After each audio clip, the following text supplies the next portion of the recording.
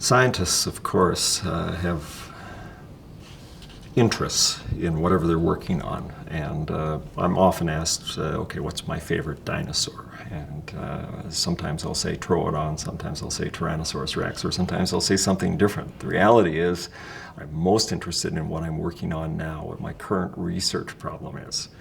And when you ask different people about the significance of the discoveries for the Trail Museum, each person will have their own particular interest. So for me, one of the early discoveries that was very influential in my thinking and the development of the thinking of a lot of other people was a very insignificant looking fossil.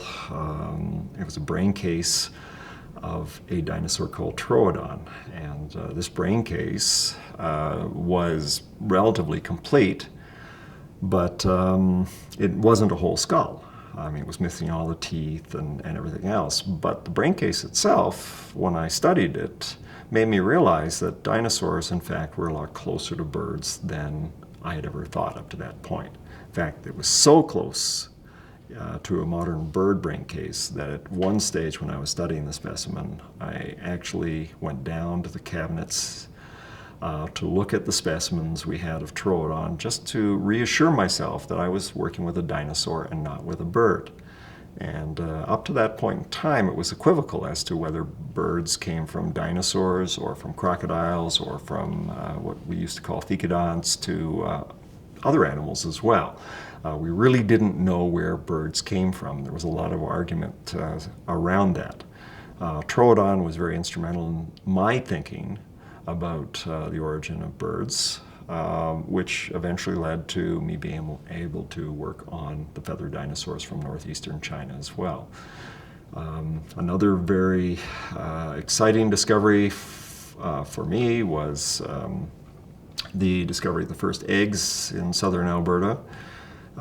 We kind of knew that eggshells should be found in Alberta. We had a few sites around the province to suggest that broken eggs were there. And with the discovery of eggs down in Montana, we felt that we should shift our attention to the area close to the border. And one of the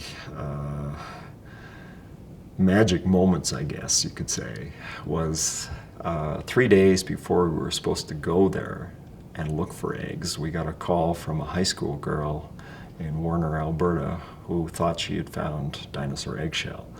And sure enough, when we went down on the day we were supposed to go down and look for dinosaur eggs, we already had our first nest of eggs.